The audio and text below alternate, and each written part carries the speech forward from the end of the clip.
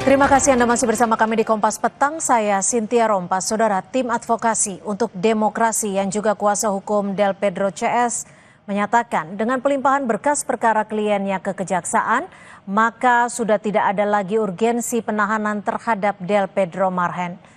Direktur LBH Jakarta Fadil Alfatan yang juga kuasa hukum Direktur Lokataru Foundation Del Pedro Marhen menyampaikan dengan adanya pelimpahan berkas ke kejaksaan maka sudah tidak ada lagi urgensi untuk melakukan penahanan terhadap Del Pedro karena sudah tidak ada lagi proses pemeriksaan.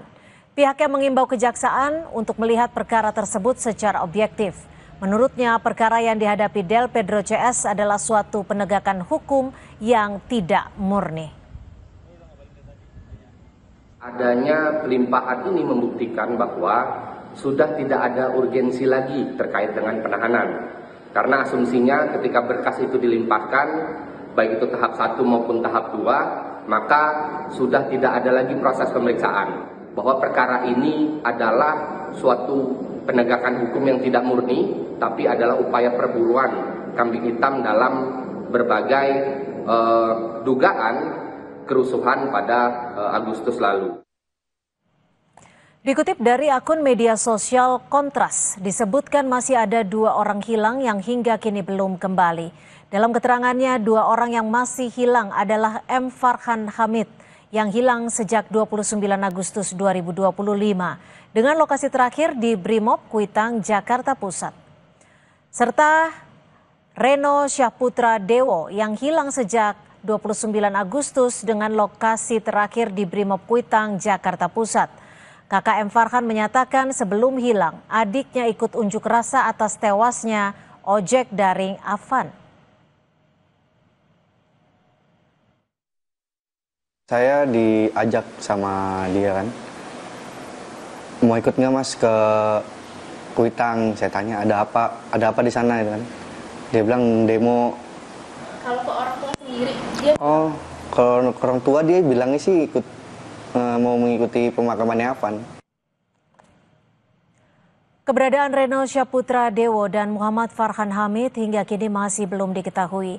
Keduanya terakhir terlihat saat demo di Brimob Kuitang pada 29 Agustus lalu.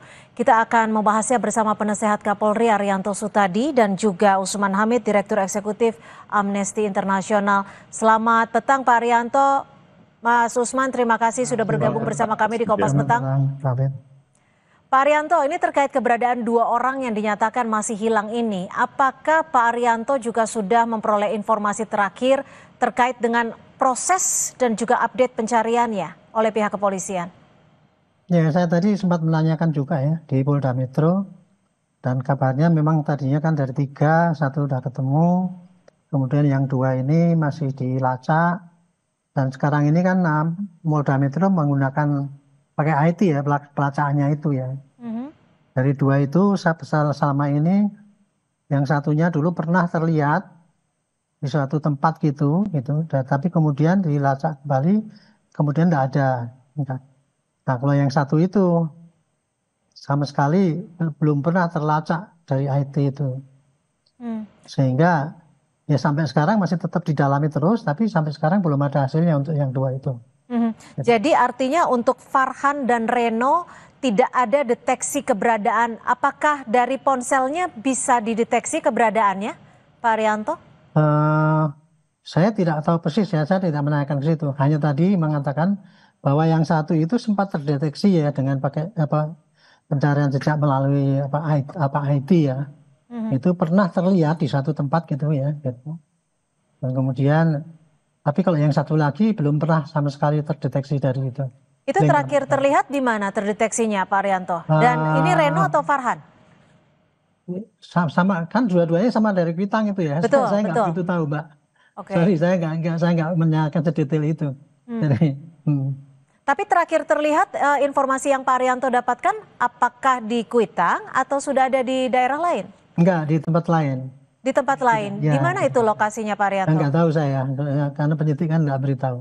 Hanya dia pernah terlihat dari rekaman IT yang ada. Baik, Mas Usman, kalau dilihat ini kan hampir 2 bulan ya, 1 bulan lebih. apa yang salah dari proses pencarian ini? Apakah memang prosesnya yang bisa dikatakan rumit atau ada hal yang belum dilakukan sehingga dua orang ini masih hilang? Itu pertanyaan yang sangat penting ya. Saya kira tidak mudah untuk menjawabnya. Yang pasti keberadaan mereka terakhir di Kuitang, yaitu di depan markas Brimob, itu mengkonfirmasi bahwa mereka memang benar-benar pernah ada dan ikut di dalam unjuk rasa di depan Makobrimob di Kuitang. Apakah mereka di dalam unjuk rasa itu ikut ditangkap, ataukah mereka mengalami kekerasan oleh pihak lain, atau penjelasan lain, itu yang sampai hari ini belum bisa kita ketahui. Dalam satu pekan pertama, Kontras, LBH, dan lainnya mencoba menelusuri itu lewat berbagai cara, termasuk saksi-saksi yang ada di lokasi. Sejumlah saksi, bahkan juga ditemui oleh sejumlah media massa seperti Harian Kompas, membenarkan keberadaan Muhammad Farhan Hamid di Kuitang dalam unjuk rasa tersebut, dan juga Reno Saputra Dewo yang juga berada di sana. Bahkan kalau tidak salah, Farhan sempat meminta bantuan dari posko medis yang ada di sekitar Kuitang. Memang hari itu adalah hari di mana banyak sekali mata tertuju pada markas Brimob, terutama karena kematian Afan Kurniawan yang malam sebelumnya dilindas oleh kendaraan taktis. Nah, dalam sepekan terakhir, Amnesty, Kontras, LBH, Imparsial, PBHI, dan lain-lainnya sempat mencoba menelusuri kembali dengan meminta keterangan atau bertemu dengan jajaran Polda Metro Jaya. Bahkan dalam beberapa hari lalu kami sempat bertemu dengan Kapolda, Wakapolda, dan juga direktur-direktur di Polda Metro Jaya, baik itu yang berurusan dengan kriminal umum, berurusan dengan cyber, maupun juga berhubungan dengan bidang lainnya. Yang saya kira kalau tidak salah dalam pertemuan itu Pak Kapolda sempat menyampaikan bahwa salah satu dari dua orang yang masih hilang mulai bisa terlacak keberadaannya. Nah, saya sempat mengajukan pertanyaan, apakah keberadaannya itu terlacak karena nomor teleponnya, katakanlah ponselnya yang bisa dideteksi, atau karena memang telah terlacak keberadaan manusianya, orangnya gitu. Nah, Kapolda mengatakan yang kedua, dan apakah hidup, saya bilang itu hidup ya, gitu. Nah, ini yang sebenarnya kami masih nanti, tapi barangkali informasi itu juga masih terlalu dini untuk bisa Itu tanggal berapa, Mas Usman? Kalau tidak salah hari Rabu atau Selasa lalu kami berjumpa dengan Pak Kapolda, Pak Asep, dan juga Pak Wakapolda, Pak Dekananto, serta sejumlah direktur di Polda Metro Jaya. Pertemuan itu cukup besar, banyak sekali organisasi masyarakat sipil, termasuk itu termasuk Farhan dan Reno ya dalam kondisi hidup artinya ya, Mas Usman, dari informasi yang Anda peroleh? Salah satunya, kalau tidak salah yang disebutkan itu. Oke, baik. Saya kembali ke Pak Arianto. Pak Arianto biasanya bagaimana, Mas Usman? Ya, informasi itu masih kita tunggu dari Polda, tentu masih perlu pembuktian. Ya, saya masih meragukan kebenaran informasi itu sampai benar-benar saya bisa melihat Farhannya maupun juga Renonya. Ya, kita semua masih berharap bahwa mereka betul-betul masih ada, masih hidup gitu, dan bisa dikembalikan kepada keluarganya gitu. Ya, Pak Arianto, biasanya untuk pencarian orang hilang, metode apa yang digunakan pihak kepolisian? Apakah ada backup plan ketika metode pertama tidak kunjung ditemukan? Dan biasanya durasinya ditunggu sampai berapa waktu? Itu kita kalau mencari seseorang yang tergantung daripada orang yang kita cari itu. Data-datanya apa yang ada pada dia. Kalau dia itu menggunakan handphone, berarti kita bisa lacak dari handphonenya. Tetapi kalau tidak ada, ya kita pakai identifikasi wajah. Seperti kalau orang yang dulu orang yang menculik itu kan, begitu ada ketahuan wajahnya itu, kemudian bisa dicari-cari itu akhirnya bisa ketemu dan kita bisa temukan itu. Setahu saya ya dari dua teknologi IT itu yang bisa untuk melacak cuma itu aja dari handphone sama identifikasi wajah gitu. Atau kalau yang ketiganya ya itu para saksi-saksi di lapangan. Tapi untuk yang kondisi yang kacau seperti kayak gini ini kelihatannya saksi di lapangan akan sulit kita untuk mencari linknya yang satu dengan yang lain. Paling karena hanya melihat gitu ya, tapi kemudian kan besok sudah nggak ada anunya lagi. Tapi kalau handphone kan bisa dilacak keberadaannya, lokasinya gitu. Kalau Tahu saya untuk cuma gitu.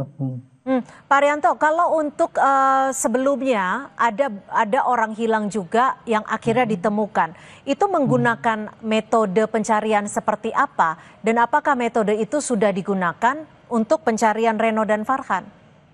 Kalau orang hilang ya dalam kondisi biasa, tidak dalam kondisi kericuan itu Bu ya, itu kita mencarinya bisa dilacak dari sejarah dia menghilangnya itu. Oke, Apakah kalau itu dalam sebelumnya diambil kondisi orang gitu. saat unjuk rasa seperti yang sebelumnya Ya, kalau sempat seperti kemarin itu ya paling cuman data rekaman di tempat ya, kemudian kesaksian orang yang melihat saudara-saudara dan sebagainya, dia melihatnya di mana gitu. Tapi nggak seperti kalau kita orang yang diculik itu ya, kita kan mencari siapa yang sering ke situ datang atau kenal apa-apa, ada urusan apa dan sebagainya, kita kan bisa memprediksi kira-kira itu dibawa kemana gitu. Kalau seperti ini kan di dalam kerusuhan kan itu kan terjadi, sehingga asumsinya pasti kan dia celaka atau dalam tanda petik terbunuh atau gimana, kurang lebih kayak gitu ya anunya gitu. Sehingga kesaksian untuk pendeteksian itu sangat tergantung kepada saksi yang melihat saat itu dan kemudian rekaman daripada CCTV yang ada kalau bisa gitu. Dan kemudian kalau dia pakai handphone ya paling kemana dia keberadaannya bisa dilihat daripada handphone itu. Oke, Mas Usman. Baik, Mas Usman, kalau melihat situasi seperti ini, hilang saat melakukan aksi unjuk rasa di akhir Agustus lalu, siapa yang bisa dimintakan pertanggungjawabannya ketika kedua orang ini lokasi terakhirnya terlihat di Makobrimob? Ya, tentu tanggung jawab pada negara, pemerintah gitu ya. Dan secara khusus merupakan tanggung jawab dari kepolisian selaku pelindung masyarakat gitu. Nah, sekarang kita berharap bahwa proses penyelidikan di kepolisian juga bisa dijelaskan kepada publik secara transparan. Bahkan kita berharap juga dalam waktu yang tidak terlalu lama, setidaknya pekan ini, paling tidak adalah perkembangan yang disampaikan oleh pihak kepolisian gitu. Karena dalam satu pekan pertama ketika mereka hilang, saya cukup skeptis karena telepon seluler mereka berdua itu mati persis di lokasi kejadian gitu. Artinya tidak ada lagi jejak yang bisa kita ketahui gitu. Meskipun belakangan kasus Bima yang ditemukan di Malang kalau tidak salah, itu memunculkan harapan ya bahwa bisa saja handphonenya tertinggal, terjatuh gitu.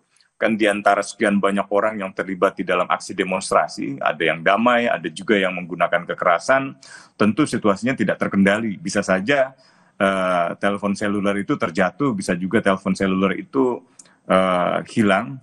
Tapi dalam skenario yang terburuk bisa saja mereka terbunuh gitu oleh situasi yang memang ketika itu sangat panas di depan Makobrimob di Kuitang gitu. Nah, informasi yang kami ketahui sepekan terakhir ini cukup memberi harapan itu. Meskipun kami masih merasa sebaiknya Polda yang menjelaskan kepada publik ya, bagaimana informasi yang mereka dapatkan karena mereka lah yang melakukan penyelidikan dan penelusuran informasi tentang keberadaan mereka dan juga nasib mereka. Oke, Mas Usman, kalau tadi Anda menyebutkan bahwa berbagai kemungkinan bisa saja terjadi, bisa juga terjadi akibat terbunuh kemungkinan saja. Lalu jika ada kemungkinan tersebut, bukankah seharusnya bisa diketahui keberadaan jenazahnya? Nah, itu yang sering kali muncul dalam pertanyaan tentang kasus orang hilang gitu. Kita tidak pernah bisa menyimpulkan orang yang hilang itu terbunuh, mati, karena tidak pernah ada jasadnya maksud saya. Tapi juga kita tidak bisa mengetahui nasibnya itu hidup atau mati gitu. Dan keberadaannya pun kita tidak bisa ketahui. ini satu kasus yang sangat spesifik, sangat unik, yang berbeda dengan kasus kematian atau penyiksaan atau penculikan biasa. Ini kasus yang bisa dikatakan mengandung pelanggaran hak asasi manusia yang berlapis gitu. Orang tidak bisa berkomunikasi dengan keluarga, orang tidak bisa mengakses pengacara, atau orang tidak bisa mengetahui hal-hal yang ada di luar dunianya, rohaniawannya, keluarganya, dan seterusnya. Jadi saya tidak bisa mengambil kesimpulan yang konklusif, yang final gitu ya. Apakah ia benar-benar masih ada dan hidup? Tentu itu harapan kita semua. Ia ada dan masih hidup gitu. Tapi saya juga nggak bisa memastikan bahwa mereka misalnya terbunuh, karena belum ada semacam circumstantial evidence gitu, bukti-bukti yang setidaknya bisa menunjukkan bahwa mereka benar-benar katakanlah terbunuh misalnya. Yang pasti investigasi Kontras, LBH, termasuk investigasi harian Kompas menunjukkan bahwa memang mereka benar-benar ada. Di kepolisian juga demikian. Hasil pelacakan ponsel mereka, mereka benar-benar ada di lokasi dan mati nomor teleponnya di hari keberadaan 29 mereka. Agustus 2025. Pak Arianto, jika memang negara seharusnya bertanggung jawab, dalam hal ini juga pihak kepolisian, lalu seperti apa pertanggungjawaban yang sudah dilakukan, khususnya dari Polri sendiri, dan seperti apa bentuk transparansinya? Ya, jadi itulah beratnya tugas polisi ya. Polisi kadang-kadang dikasih kewenangan banyak banget gitu ya. Wah, dia berlomba-lomba mencari kewenangan. Tetapi di belakang itu kan diminta tanggung jawab. Nah, kalau ada orang hilang itu ya polisi harus bertanggung jawab itu. Dia harus bisa menjelaskan orangnya itu hilangnya kemana, apa mati, apa diculik, atau kemudian dihilangkan kan gitu. Itu tanggung jawab polisi untuk menjawab gitu. Tetapi kepada kasus-kasus kalau dihilangkan itu, pihak mana yang menghilangkan, Pak Arianto? Ya itu ya kemungkinan kan ada juga orang yang tadinya itu mungkin membunuh kemudian dihilangkan oleh yang membunuh, itu kan bisa aja.